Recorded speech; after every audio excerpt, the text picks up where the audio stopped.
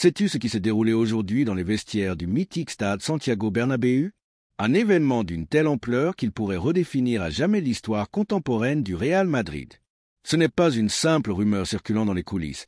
Non, il s'agit d'une information authentique, vérifiée, et que personne d'autre n'a en sa possession. Cette exclusivité, c'est notre chaîne qui te l'offre, et elle est de taille. Une confrontation verbale, aussi intense qu'inattendue, a eu lieu entre Vinicius Junior et l'entraîneur Xavi Alonso, juste avant le choc face à l'Espagnol. Les mots échangés résonnent encore dans les couloirs du stade, comme un écho vibrant d'émotion et de tension. Si tu es un supporter inconditionnel du Real Madrid, un vrai madridista de cœur, cette histoire va te donner des frissons et te laisser sans voix. Ce qui s'est passé aujourd'hui est d'une telle intensité que si tu ne laisses pas un like et ne t'abonnes pas immédiatement, tu risques de découvrir cette pépite par le biais de Marca ou d'un autre média. Mais crois-moi, ils ne raconteront pas cette histoire avec la même passion, la même précision, ni la même fidélité à ce qui s'est réellement passé. Alors, clique sur ce bouton d'abonnement, car même Florentino Pérez, le président du club, ne dévoilerait pas un tel échange en conférence de presse. Ce que nous allons te relater aujourd'hui dépasse la simple anecdote croustillante. C'est un véritable tournant, un moment charnière capable de redessiner les trajectoires d'un joueur et d'un entraîneur, et peut-être même de marquer une nouvelle ère pour le club.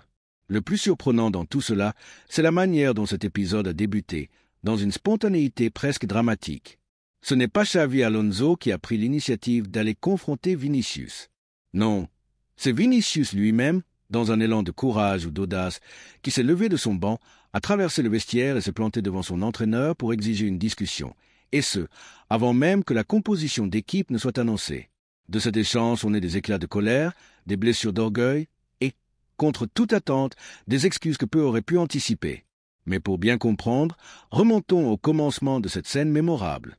C'était un après-midi vibrant, comme seuls les jours de match au Bernabéu savent l'être. Dès les heures précédant la rencontre, l'atmosphère était électrique.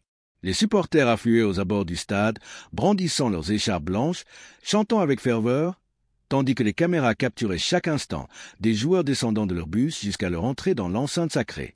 Mais à l'intérieur, dans l'intimité du vestiaire, une tension palpable régnait, si dense qu'on aurait pu la trancher au couteau. Les joueurs arrivaient un à un, chacun plongé dans son rituel.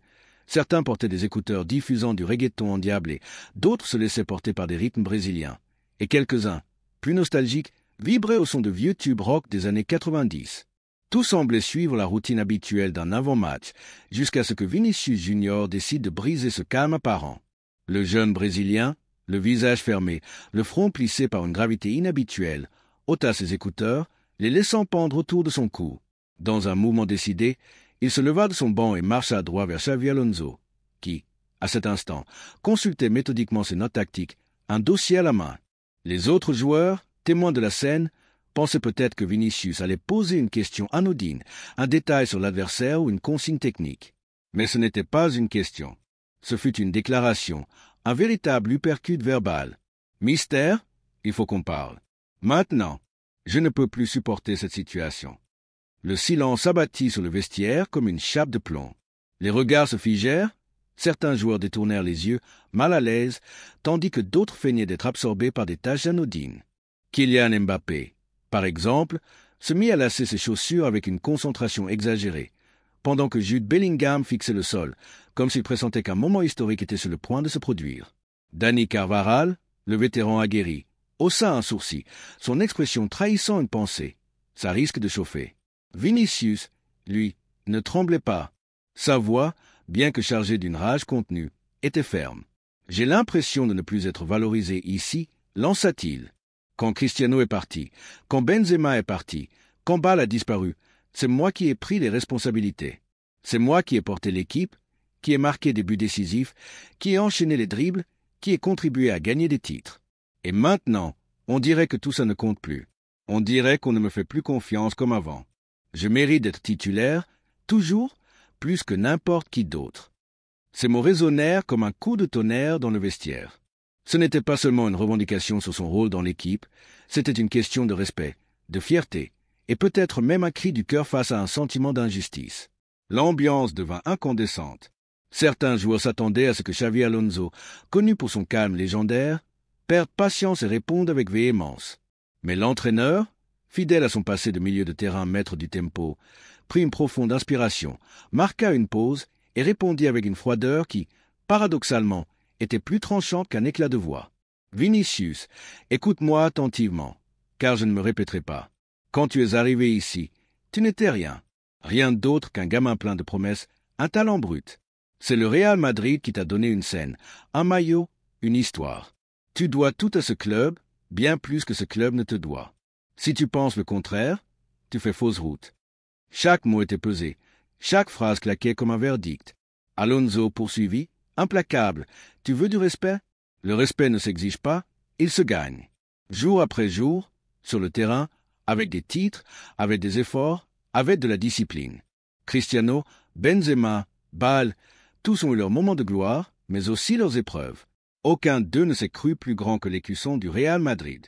Et si tu continues à penser que tu mérites plus que les autres, tu finiras par n'être qu'un souvenir, un nom oublié parmi tant d'autres. Un silence oppressant envahit le vestiaire. Personne n'osait bouger, ni même respirer trop fort. C'était comme si le temps s'était suspendu. Puis vint le coup de grâce. Et si tu n'es pas titulaire, c'est parce que je suis l'entraîneur. Et ici, au Real Madrid, au-dessus de toi, de Mbappé, de Bellingham, de n'importe qui, il y a l'écusson. Toujours l'écusson. Ces mots, prononcés avec une autorité calme et inébranlable, firent l'effet d'une gifle. Vinicius, jusque-là emporté par sa fougue, sembla se figer. Pour la première fois, il n'avait pas de réplique. Lui qui avait entamé cette conversation en revendiquant sa place baissa la tête et murmura, presque inaudible, « Pardon, mystère. Je vais travailler dur, pas pour moi, mais pour cet écusson. » Ces paroles, bien que discrètes, portaient en elles une humilité inattendue, une prise de conscience. Ce qui aurait pu dégénérer en un conflit explosif se transforma en un moment de rédemption. Vinicius, en reconnaissant l'autorité de son entraîneur, montrait qu'il était encore capable d'apprendre, de grandir, de mûrir. La scène se conclut par un geste aussi simple que puissant. Xavi Alonso posa une main sur l'épaule du Brésilien et lui dit « C'est ce que j'attends de toi, Vinicius. Tu as un talent unique, mais sans discipline, sans humilité. Ce talent ne sert à rien. » Puis, se tournant vers le reste de l'équipe, il ajouta « Bon, maintenant, passons à la composition. » Le vestiaire sembla reprendre son souffle. La tension, bien que toujours présente, s'estompa peu à peu. Les joueurs échangèrent des regards, certains murmurèrent entre eux, encore sous le choc de ce qu'ils venaient de voir. Endrick, encore novice dans cet environnement, restait bouche bée, impressionné par la manière dont Alonso avait imposé son autorité face à l'une des stars de l'équipe. Rodrigo, proche de Vinicius, s'approcha de lui après coup, lui offrant une tape amicale, conscient que son compatriote avait peut-être besoin de cette mise au point. Mbappé, avec son expérience des vestiaires parisiens, esquissa un sourire en coin et murmura en français. « Ça, c'est du lourd. » Seuls Tchouaméni et Camavinga, complices, captèrent le sous-entendu. Ce qu'il voulait dire était clair. Ici, ce n'est pas le PSG. Au Real Madrid, personne, pas même une étoile comme Vinicius, ne passe au-dessus de l'écusson. Jude Bellingham, fidèle à son sérieux habituel, adressa un signe d'approbation discret à Alonso. Pour l'Anglais, cette scène incarnait l'exigence qui fait la grandeur du Real Madrid. À voix basse, il glissa à Valverde. C'est ça qui nous rend différents. Ici, personne n'a sa place garantie. Valverde acquiesça, un sourire en coin, conscient que cet épisode resterait gravé dans les mémoires. Ce jour-là, le vestiaire du Real Madrid ne fut plus tout à fait le même. Ce n'était pas seulement une conversation, mais un choc d'ego, un rappel des hiérarchies et un avertissement clair à tout le groupe. Au Real Madrid, l'écusson prime surtout. Conscient que les mots prononcés par son entraîneur reflétaient précisément les expériences qu'il avait lui-même traversées au fil de sa carrière, Aurélien Tchouaméni s'approcha discrètement d'Eduardo Camavinga et murmura d'une voix basse, presque complice. Il en avait vraiment besoin. Les deux Français, liés par une amitié profonde et une proximité culturelle au sein de l'équipe, sont particulièrement attachés à Vinicius Junior.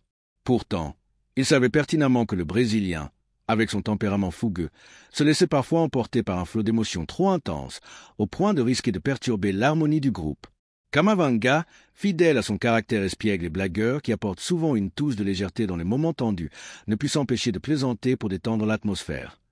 Au moins, il n'a pas jeté ses chaussures contre le mur comme certains que je connais. Cette étincelle d'humour, lancée avec un clin d'œil complice, eut l'effet escompté. Elle allégea un peu la tension ambiante, permettant aux joueurs de reprendre leur souffle sans que l'instant ne devienne insurmontable. Pendant ce temps, Rodrigo Go se sentait mal à l'aise, ne sachant plus où se mettre au milieu de cette scène chargée d'émotions. L'échange l'avait profondément blessé, car Vinicius n'est pas simplement un coéquipier pour lui. C'est presque un grand frère au sein du club, un mentor qui l'a guidé lors de ses premiers pas dans l'équipe première, partageant des conseils et des moments complices sur et en dehors du terrain. Une fois la discussion terminée, Rodrigo s'approcha de Vinicius avec une discrétion touchante et lui tapota doucement le dos, un geste fraternel chargé de soutien inconditionnel. « Tranquille, mon frère, ça arrive à tout le monde », lui dit-il d'une voix rassurante. « Ce qui compte vraiment, c'est ce que tu fais sur le terrain, jour après jour, pour l'équipe et pour l'écusson. » Vinicius leva à peine la tête, encore plongé dans ses réflexions, mais ce simple geste de solidarité l'aida à ne pas se sentir isolé dans ce moment de vulnérabilité, rappelant que le vestiaire est avant tout un lieu de fraternité. Hendrik, le plus jeune du groupe, était complètement impressionné par ce qu'il venait de vivre, les yeux écarquillés comme s'il assistait à une scène sortie d'un film. Il n'avait jamais rien connu de tel dans sa jeune carrière, encore imprégné des dynamiques plus informelles des équipes brésiliennes où il avait évolué auparavant.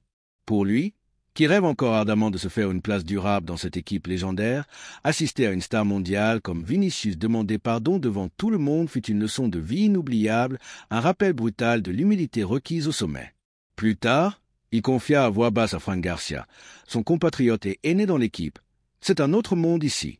Au Brésil, je n'ai jamais vu un crack s'adresser ainsi à un entraîneur, avec autant de franchise et de soumission. » Fran, toujours calme et posé, lui répondit avec un sourire bienveillant. « Bienvenue à Madrid, mon jeune. Ici, tout le monde apprend, des plus grands aux plus petits. Tôt ou tard, ça nous arrive à tous, et c'est ce qui nous rend plus forts. » Dani Carvajal, capitaine de facto après le départ des vétérans historiques comme ceux qui ont marqué la précédente du club, se leva alors de son siège avec une autorité naturelle. Il rompit le silence pesant qui régnait encore dans le vestiaire par une phrase simple mais puissante, que beaucoup de ses coéquipiers furent reconnaissants d'entendre. « Les gars, rappelez-vous que l'important, c'est de gagner aujourd'hui. Ce qui se passe ici reste ici. Entre nous, l'écusson d'abord, toujours l'écusson. » Ce fut un geste de leadership exemplaire qui rééquilibra instantanément l'atmosphère tendue. Carvajal savait mieux que quiconque que le vestiaire a besoin d'une union solide pour prospérer, et que des épisodes comme celui-ci, s'ils sont mal gérés, peuvent briser des groupes soudés depuis des années. Seulement la discorde là où il faut de la cohésion. Antonio Rudiger, avec son caractère fort et direct forgé dans les batailles européennes, vécut la scène différemment, à sa manière incisive. L'Allemand rit à voix basse, comme pour désamorcer la gravité du moment, et lâcha une phrase mi-plaisanterie, mi-sérieuse. « Bien joué ici. Personne ne vient plairer dans ce vestiaire. Ici, on se bat, on gagne et on avance. » Son ton était à la fois moqueur et approbateur, mais il montrait clairement qu'il se rangeait du côté de l'entraîneur, soutenant sans ambiguïté l'autorité imposée. Son attitude, directe et sans filtre, renforça l'idée que Xavi Alonso commande avec une fermeté incontestable et que c'est ainsi que les choses fonctionnent dans ce club mythique. Dans un coin plus discret du vestiaire, Arda Güler, encore en train de gagner précieusement ses minutes de jeu sous la houlette du nouvel entraîneur, prenait des notes mentales de la scène entière. Le jeune Turc n'ouvrit pas la bouche, observant en silence, mais son regard en disait long sur sa compréhension profonde. Il saisissait que, à Madrid, le respect se gagne jour après jour, par le travail acharné et l'humilité, et que ce qu'il venait de voir était un rappel solennel que le vestiaire n'est pas un espace tolérant les égos démesurés ou les caprices individuels. Après quelques minutes de silence gênant, où chacun digérait encore l'échange, ce fut Fede Valverde qui s'approcha directement de Vinicius. Le milieu uruguayen, toujours généreux et respecté par l'ensemble du groupe pour sa combativité et sa loyauté, lui dit calmement, d'une voix posée et encourageante, « Écoute, Vini, nous savons tout ce que tu as donné à cette équipe, les sacrifices, les nuits blanches après les défaites, les triomphes partagés. Mais nous savons aussi ce que tu peux encore offrir, ton potentiel immense qui n'a pas de limite. Ne pense pas à ce qui s'est passé avant, aux gloires passées ou aux frustrations accumulées. Pense à ce qui vient maintenant, à l'avenir que nous pouvons construire ensemble. Si nous travaillons comme un seul homme, personne ne nous arrêtera sur le terrain. » Ce message fut un véritable baume au cœur pour Vinicius, qui l'écouta attentivement, absorbant chaque mot comme une leçon bienvenue. Bien qu'il ne répondît pas verbalement, il hocha la tête en signe de gratitude profonde, un geste muet qui traduisait son acceptation et sa reconnaissance envers ce soutien fraternel. Xavi Alonso, pendant ce temps, observait toute la scène depuis son coin, sans intervenir davantage, laissant les joueurs assimiler la leçon par eux-mêmes. Il avait accompli sa mission avec précision. poser clairement les limites, affirmer son autorité sans hausser le ton et rappeler à toutes les hiérarchies qui prévalent dans ce club. Maintenant, il voulait que le groupe internalise ses principes, forgeant sa propre cohésion. Il s'assit sur le banc du vestiaire, ferma méthodiquement son dossier tactique rempli de schémas et d'analyses et attendit patiemment le bon moment pour annoncer la composition officielle de l'équipe, marquant ainsi la transition vers le match imminent. C'est alors que Kylian Mbappé, avec son ton désinvolte et charismatique qui masque souvent une intelligence aiguisée, lâcha une remarque qui fit sourire plus d'un joueur dans le vestiaire. « Eh bien, au moins aujourd'hui, je n'ai pas été le protagoniste du drame. » Les rires fusèrent alors, libérant enfin la pression accumulée, même Vinicius, qui, pour la première fois cet après-midi-là, laissa entrevoir un sourire timide et sincère sur son visage. Cette pointe d'humour permit à l'ambiance de se détendre juste assez, sans excès, pour que tout le groupe se reconcentre sur l'essentiel. Le match qui les attendait, une bataille à mener avec unité et détermination. La conversation s'était terminée sur cette note apaisée, mais ses effets allaient se faire sentir bien au-delà de ces quelques minutes intenses, imprégnant le quotidien du vestiaire pour les semaines et les mois à venir. Les joueurs comprirent alors, sans ambiguïté, qu'Alonso ne tolérait aucun bras de fer ni aucune remise en question de son autorité, et que sa façon de diriger, ancrée dans la méritocratie et le respect absolu de l'écusson, allait bien au-delà des tactiques sur le tableau noir, touchant au cœur même de l'identité du Real Madrid. Dans le vestiaire, cette leçon collective renforça les liens, rappelant que sous la direction de Xavi Alonso, fraîchement arrivé en mai 2025 après ses succès fulgurants à Bayer Leverkusen, chaque joueur, qu'il s'agisse d'une star comme Vinicius ou d'un jeune talent comme Endrick, doit se plier à une exigence impitoyable. Les rotations imposées par l'entraîneur, visibles dès les premiers matchs de la saison 2025 à 2026, comme lors de la victoire 2-1 contre Marseille en Ligue des Champions où Vinicius fut laissé sur le banc au profit de Rodrigo, illustrent cette philosophie. Personne n'est intouchable et l'écusson prime sur les égos individuels. Alonso avait déjà expliqué en conférence de presse que personne ne devrait se sentir offensé de ne pas démarrer, soulignant la nécessité d'un effectif impliqué dans un calendrier chargé, tout en gérant les tensions internes pour maintenir l'unité. Ce jour-là, au Santiago Bernabéu, avant le match contre l'Espagnol, l'incident devint un catalyseur pour une maturité renouvelée, transformant une confrontation potentiellement explosive en un pilier de la dynamique victorieuse du Real Madrid. 20 pages web. Dans le vestiaire du Real Madrid, sous la direction de Xavi Alonso, la hiérarchie était désormais limpide, gravée dans l'esprit de chaque joueur comme une règle immuable. L'écusson du club passe avant tout, suivi de l'unité du groupe, et bien loin derrière, relégué à une place insignifiante, les égos individuels. Lorsqu'Alonso se leva enfin pour annoncer la composition de l'équipe, un silence respectueux s'installa instantanément. Chaque joueur, encore marqué par l'intensité de l'échange précédent, tendit l'oreille avec une attention absolue, suspendue aux paroles de l'entraîneur. Et là, contre toute attente, parmi les 11 noms alignés pour débuter le match face à l'Espagnol, figurait celui de Vinicius Junior. Cette décision surprit plus d'un joueur dans le vestiaire, mais elle n'était pas anodine. Elle portait en elle une intention claire, un message stratégique de la part d'Alonso. En titularisant Vinicius après une telle confrontation, l'entraîneur envoyait un signal puissant. Sa confiance en le Brésilien restait intacte, à condition que ce dernier fasse preuve d'humilité, d'engagement total et d'un respect absolu pour les valeurs du club. Ce choix, aussi percutant que les mots prononcés plus tôt, était une extension de la leçon donnée, une manière de montrer que l'autorité de l'entraîneur n'excluait pas la foi en ses joueurs, mais qu'elle exigeait en retour une réponse à la hauteur sur le terrain. La tension qui avait électrisé le vestiaire s'était peu à peu dissipée, mais une énergie particulière, celle des grands moments qui précèdent les matchs décisifs, flottait encore dans l'air. Les joueurs, concentrés, commençaient à se préparer pour l'échauffement. Certains ajustaient leur protestibia avec minutie, d'autres enroulaient des bandages autour de leurs poignets, tandis que les gardiens entamaient leur rituel spécifique, frappant leurs gants l'un contre l'autre pour se mettre dans le rythme. Mais au moment où Alonso énonça la composition, position par position, avec ce calme méthodique qui le caractérise, tous les regards convergèrent vers lui. Lorsqu'il prononça le nom de Vinicius, aucun joueur ne broncha, aucun ne manifesta de réaction ostentatoire. Le groupe accepta la décision avec une discipline naturelle, bien que certains échanges de regards trahissaient une surprise contenue. Après la confrontation verbale qui avait secoué le vestiaire, beaucoup s'attendaient à ce qu'Alonso envoie Vinicius sur le banc, une sanction symbolique pour son éclat d'ego. Mais l'entraîneur avait opté pour une autre approche, bien plus subtile et profonde. En choisissant de titulariser le Brésilien, il démontrait une autorité absolue, mais aussi une confiance conditionnelle. Il offrait à Vinicius l'opportunité de prouver qu'il avait compris la leçon, que son talent pouvait briller à nouveau, à condition qu'il se mette entièrement au service de l'équipe. Pour Vinicius, entendre son nom parmi les titulaires fut un moment chargé d'émotion. Un mélange de soulagement et de responsabilité lui serra la gorge. Il avait eu l'audace de tenir tête à son entraîneur, de s'exprimer avec une franchise brute, et malgré cela, Alonso lui accordait sa confiance pour fouler la pelouse dès la première minute. Ce n'était pas un geste gratuit, mais un véritable défi, un examen implicite. Vinicius comprit qu'il ne s'agissait pas seulement de jouer, mais de démontrer sur le terrain qu'il méritait cette place, non pas par son talent brut, mais par son engagement total envers l'écusson du Real Madrid. Ce choix d'Alonso était une leçon en soi, une façon de dire « Je te donne une chance, mais c'est à toi de prouver que tu la mérites ». Alors que le vestiaire s'animait à nouveau, les joueurs se préparant à sortir pour l'échauffement, Vinicius prit une décision spontanée. Il ne pouvait pas laisser ces confrontations se clore sans un geste de sa part, sans des mots qui scelleraient cet épisode et montreraient qu'il avait compris.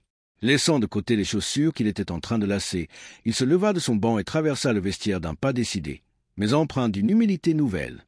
Le brouhaha ambiant s'atténua légèrement, comme si le vestiaire entier pressentait qu'un moment important était sur le point de se produire.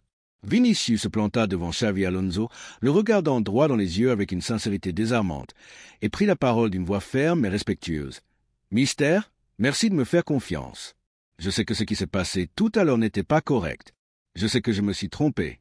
Mais je vous promets qu'aujourd'hui, je ne vous décevrai pas. Je vais respecter à 100% ce que vous me demanderez sur le terrain. Je vais tout donner, je vais laisser mon âme. » Ce n'était plus la voix de la colère ou de l'orgueil blessé qui avait marqué son premier éclat. C'était celle d'un joueur conscient d'avoir frôlé une ligne rouge, mais aussi d'avoir reçu une seconde chance en l'espace de quelques minutes.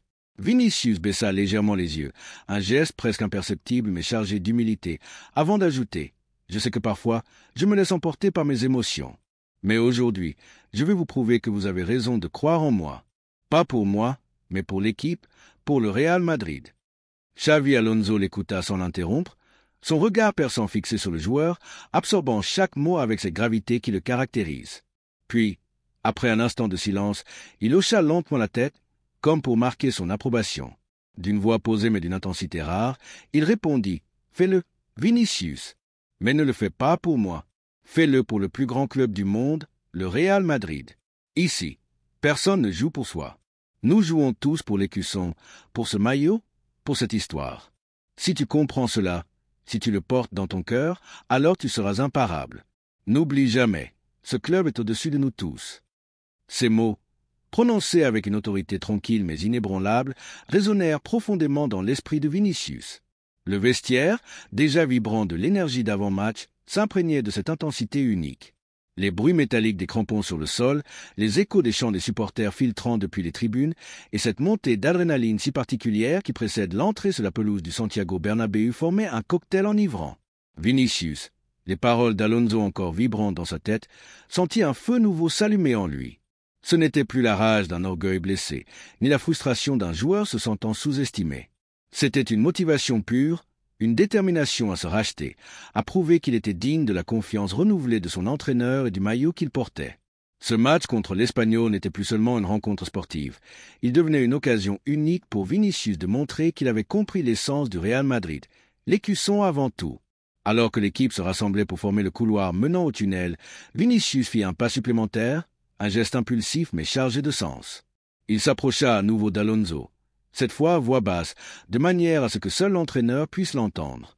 Avec une sincérité presque émue, il murmura « Mister, si je marque aujourd'hui, je vous le dédie. » Alonso, fidèle à son sérieux habituel, releva les yeux, son regard intense scrutant le joueur.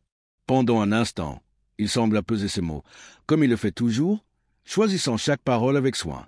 Puis, d'une voix basse mais ferme, il répondit « Ne me le dédie pas à moi, Vinicius.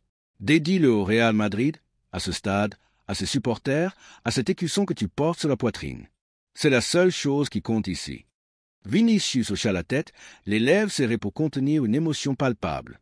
Ces mots achevèrent de tout remettre en perspective. Il ne s'agissait pas de lui, ni même de réparer une relation avec son entraîneur. Il s'agissait de quelque chose de bien plus grand. L'héritage du Real Madrid, l'écusson qui transcende les individualités. À cet instant, alors que les joueurs s'alignaient pour sortir du vestiaire, le cœur de Vinicius battait à tout rompre. Il n'était plus seulement un joueur prêt à disputer un match. Il était un homme transformé par une leçon dure mais nécessaire, prêt à canaliser son talent et sa passion pour honorer l'écusson qu'il portait.